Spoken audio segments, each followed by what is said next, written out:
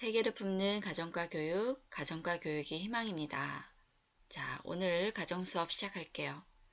자, 우리 저출산 고령화에 대해서 선생님이 등교 수업 때 무척 강조해서 이야기를 했었죠. 자, 저출산을 가져오게 된 가장 큰 원인 중에 하나가 가정 양립이 어려운 점이라고 이야기를 했습니다. 자, 그럼 우리 오늘은 가정 양립의 해결 방안에 대해서 더 자세히 살펴볼게요. 를 키우고 있는 엄마예요. 와. 이제 첫째가 6살인데 왜 여태 둘째 안 낳냐, 동생을 안 낳냐는 주변 어른들의 질문을 많이 받고 살아가고 네. 있습니다.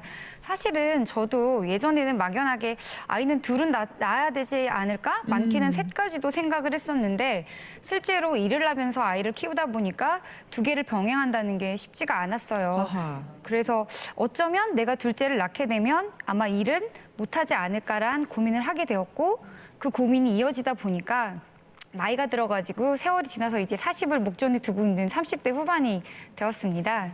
실제로 산부인과에서 산모들 많이 보시잖아요. 네. 뭐라고들 하시나요? 그 산모분들한테 물어봐요. 아기 더 안 낳으실 거예요? 라고 물어보면 저는 돈을 아무리 많이 줘도 이제 더 안 낳을 거예요 라고 얘기를 정말로 많이 하거든요.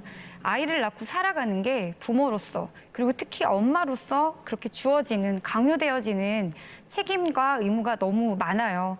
너무나 많은 큰 희생과 노력을 요구하는 분위기가 있습니다. 근데 지금 세대는 무엇보다도 개인의 행복과 자유에 대한 이야기와 교육을 많이 받고 자란 세대예요. 그런 세대에게 아이를 기른다는 건 어떻게 보면 본인의 자주성을 침해받게 되는 상황에 놓이게 될 수 있는 거죠. 네, 아니 사실 아무리 많은 돈을 줘도 아기를 안 낳는다라고 낳을 젊은 거예요. 산모들이 예. 말한다는 게 이제 현실이거든요. 자, 교과서 109쪽입니다. 여러분이 오프라인에서 이제 등교 수업 때 선생님하고 학습 활동지를 통해서 이 부분을 필기를 열심히 했을 거예요. 자, 오늘은 하나하나 내용을 짚어볼게요.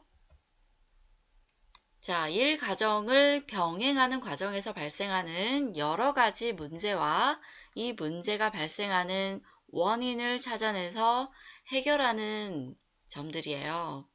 자, 이것은 개인과 가족뿐만 아니라 사회, 기업, 정부, 즉 5가지 주체가 함께 노력을 해야 한다고 했습니다. 자, 먼저 개인과 가족의 노력을 볼게요.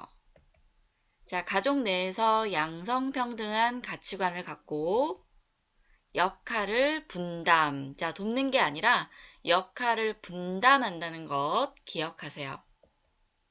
또 대화와 협의를 통해서 서로 이해하고 지지하고 지원해야 합니다. 그리고 일을 너무 완벽하게 하기보다는 일의 중요도를 보아서 우선순위를 해결하는 거예요.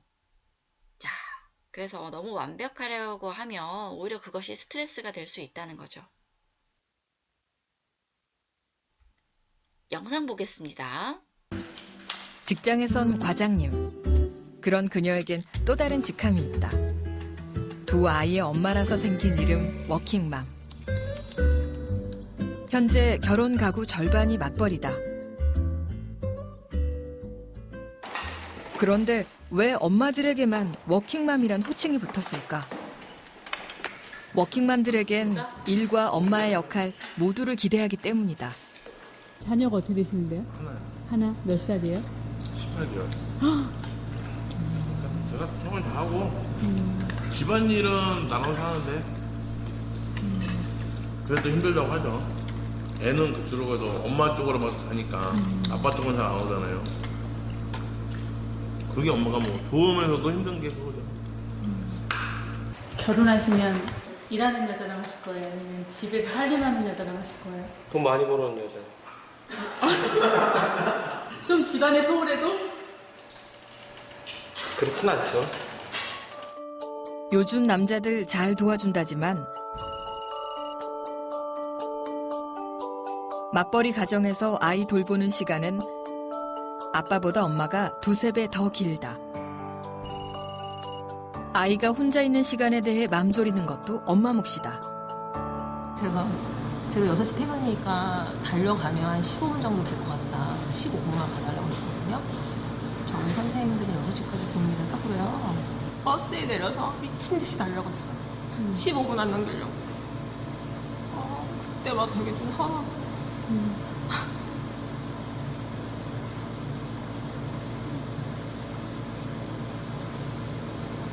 애를 데리고 나오는데 내가 15분 늦게 와서 애를 미워하지 않았어요. 새벽 5시 40분.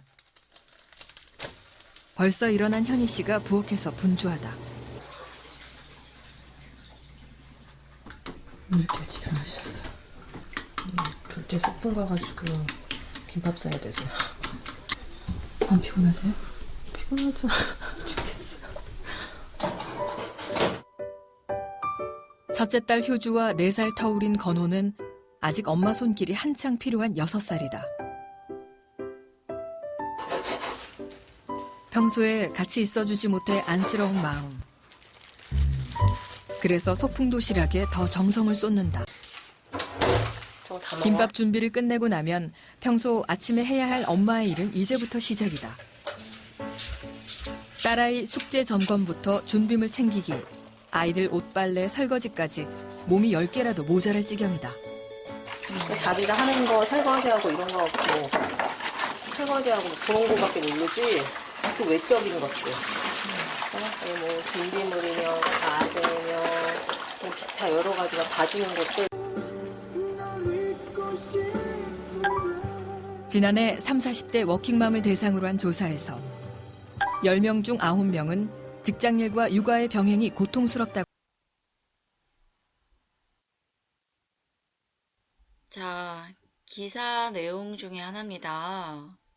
서울 맞벌이 남편의 80%는 가사 분담이 아내 몫이라고 생각을 한대요. 자, 그림을 보면 우리가 가정 안에서 알게 모르게 가사 일이라든지 좀 아이의 육아라든지 이런 부분들은 아빠보다 어머니에게 더 부담이 많은 것 같습니다. 이것은 오랫동안 우리가 갖고 있었던 유교적인 가치관이라든지 또 세대 간의 생각 차이에서 오는 것 같아요.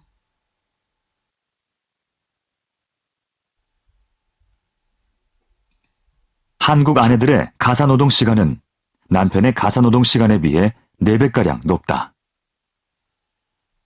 엄마가 하게 되는 것 같아요. 여자가.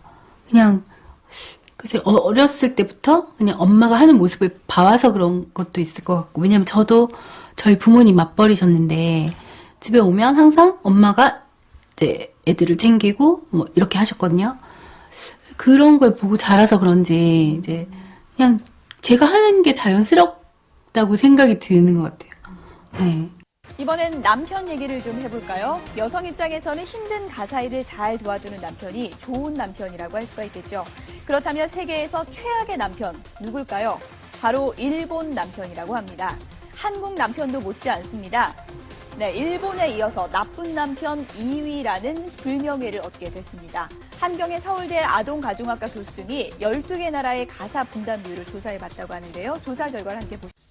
문화는 바뀌었는데 행동은 문화만큼 많이 안 바뀌어요. 젊은이들은 요즘은 좀 다르지라고 생각하는 거는 문화에 바뀐 거예요. 문화에 비해서 행동이 늦게 바뀌어서 많이 바뀐 것 같지만 생각만큼 그렇게 안 바뀐 부분이 분명히 있는 거예요.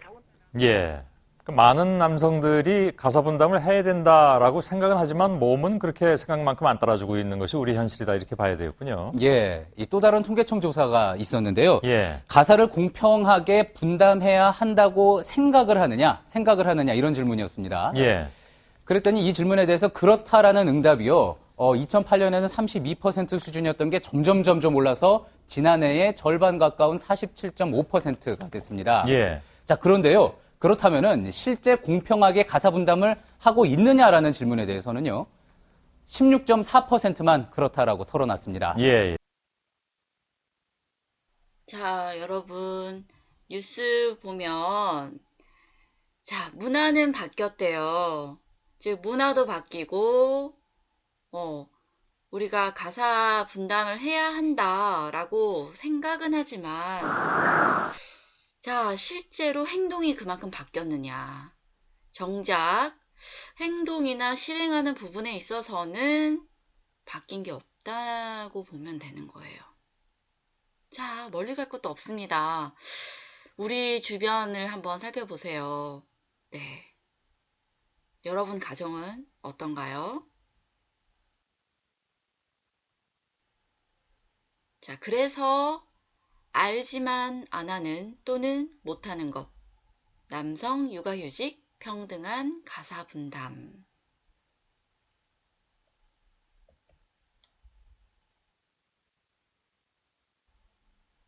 자, 다음입니다.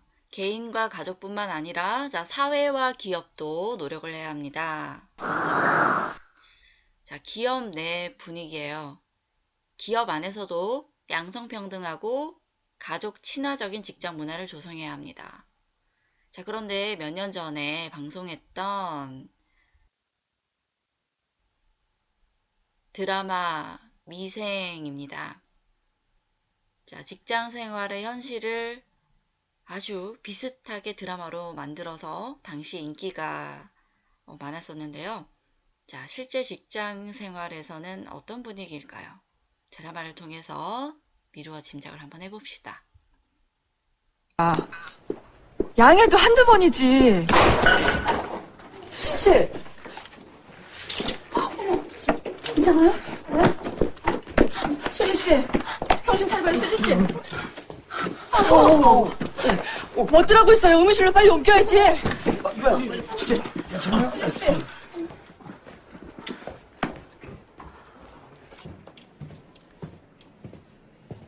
임신 중인데 너무 무리했나 봐요. 뭐? 임신? 예, 안정을 좀 취해야 한답니다. 야, 너 알았어? 아니요? 아니, 대체 애를 며칠이나 낳는 거야? 애 둘이라고 하지 않았어? 아, 예. 아, 그거 참, 어떡하려고 또 임신을 했대? 아, 참, 이기적이다. 에휴. 야! 애 낳은 지 얼마나 됐다고 또 임신이야? 아, 또 휴직이야? 아니, 첫째, 둘째 나올 때도 우리가 얼마나 편을 봐줬는데. 언제 또 실무직 교육시켜 일을 시켜요? 둘째 때도 제가 수지 씨 일까지 따느라고 코피가 터졌는데. 아이고, 다른 팀에 또 실무직 빌리러 다니게 생겼구만. 진짜 여자들이 문제야. 기껏 교육시켜 놓으면 결혼에, 임신에, 남편에, 애기에. 핑계도 많아. 그것도 아니면 눈물바람으로 해결하려고 그러고 말이야. 그게 다 여자들이 의리가 없어서 그래. 이래.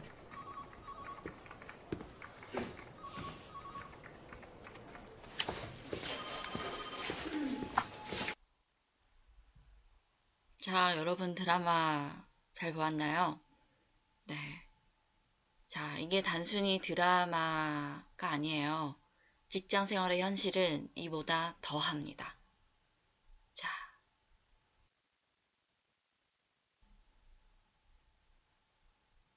자, 109쪽 계속해서. 자, 이제 기업들도 많이 변화하고 있는데요. 대표적으로 유연근무제입니다. 유연근무제는 정해진 출퇴근 시간이 아니라 그것을 약간 개인의 또는 가족의 일이 있으면은 조정할 수 있는 근무제입니다. 자, 영상을 통해 볼게요.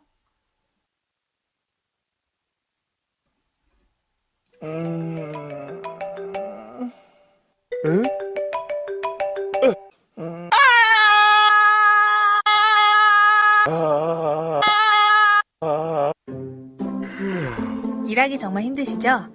많은 일에 지쳐 야근까지 하게 되면서 일의 능률이 떨어지시는 분들, 육아 때문에 일을 포기하시려고 했던 분들, 일 때문에 힘드셨던 분들 모두 주목해주세요. 고용노동부에서는 일과 삶의 조화를 지원하기 위해 근로시간과 장소를 유연하게 선택할 수 있도록 유연근무제도를 마련하였습니다. 유연근무 제도에는 근로자의 편의에 따라 근무 시작 시간과 종료 시간을 조정하는 제도인 시차 출퇴근제, 출퇴근 시간을 따로 정하지 않고 융통성 있게 근무 시간을 조정하는 탄력근무제, 정보통신 기술을 활용하여 주 1일 이상 자택에서 근로를 할 수 있도록 제공하는 재택근무제 등의 다양한 제도가 있으니 참고하셔서 일과 나의 삶의 균형을 맞춰 양질의 삶을 살아보아요.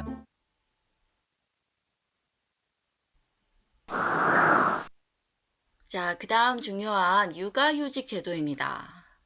자, 육아휴직 제도는 여성도 쓸 수 있지만 남성도 쓸 수 있다는 거 기억하세요. 그런데, 자, 2018년 신문기사예요. 자, 중소기업에서 남성의 육아휴직은 그림의 떡이다. 즉, 제도가 있는데도 사용할 수 없다는 문제죠. 왜 그럴까요? 제도는 있지만 눈치가 보여서 사용하지 못하는 남성 육아휴직 제도입니다. 맞벌이인 이 남성은 부인이 육아휴직을 다 쓴 뒤에 자신이 육아를 이어 맡은 경우입니다. 3살 배기 아이를 돌봐왔는데 복직할 생각만 하면 걱정이 앞섭니다. 제가 했던 일을 다시 이어갈 수 있는지 그 부분도 약간 좀 걱정이 되기도 하고요. 육아휴직을 썼다 그러면 또 주변에서 좀 인식이 아직 좋지 않아가지고. 자, 했던 일을 다시 이어갈 수 있는지 걱정이 되고, 심지어 우리 사회가 남성의 육아휴직에 대한 인식이 좋지 않다는 거죠.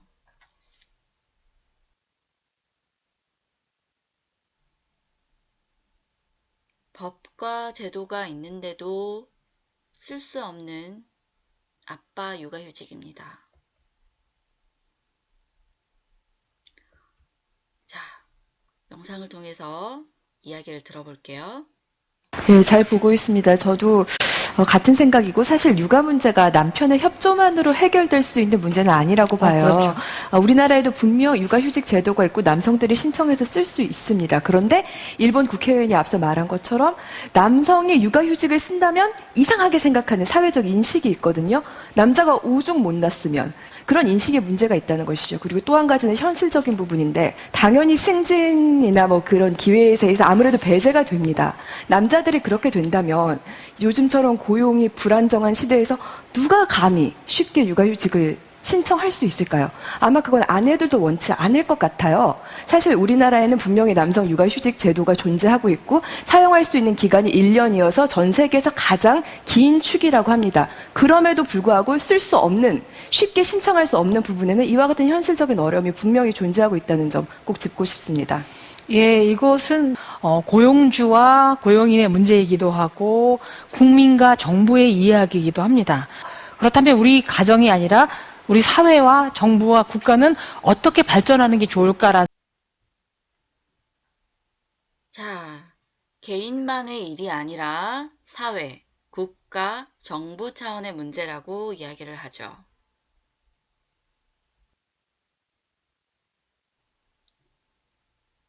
자, 그 다음입니다.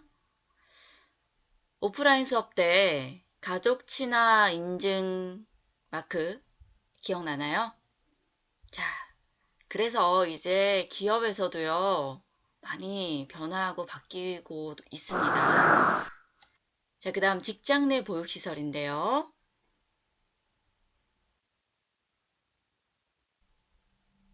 자, 아이를 키우는 엄마 아빠 입장에서는 아이를 어린이집이나 할머니 댁에 맡기고 출근을 하는 그 마음이 참 힘들 텐데요. 자, 그러면 직장에 같이 출근하는 거예요. 자, 그럼 어떨까요? 자, 영상을 한번 볼게요. 17년차 직장인 나정아 씨는 매일 아침 6살 난 딸과 함께 회사로 옵니다. 사내 어린이집에 비교적 오랜 시간 딸을 맡겨두고 일할 수 있기 때문입니다. 아이를 데리고 올 수 있으니까 시간 절약도 되고, 그래서 제가 조금 늦더라도 아이를 좀 길게 봐주시니 그런 점이 가장 마음 놓고 맡길 수 있는 점이. 하지만 모든 엄마가 이처럼 직장 가까이 아이를 맡길 수 있는 건 아닙니다. 의무적으로 어린이집을 설치해야 하는 사업장 가운데 이제 겨우 절반만 조건을 갖췄을 뿐이고 경쟁 또한 치열합니다. 부부 가운데 한 명만 벌어서는 생활비와 자녀 교육비 등을 감당하기 어려운 상황. 이를 반영하듯 지난 2014년 기준 맞벌이 가구 비율은 절반에 육박하고 있습니다. 자, 선호도 1위, 직장 어린이집 늘린다. 자, 어린이집 만족도를 보면 5점 만점에서 직장 어린이집이 1위였습니다. 자, 그래서 앞으로는 이 직장 어린이집을 점점 확대하고 늘려갈 예정이라고 합니다. 자, 계속해서 정부의 노력입니다. 자, 정부는 다양한 가족 친화 정책과 그리고 이 제도가 실질적으로 활성화될 수 있도록 지원을 해야 되겠죠.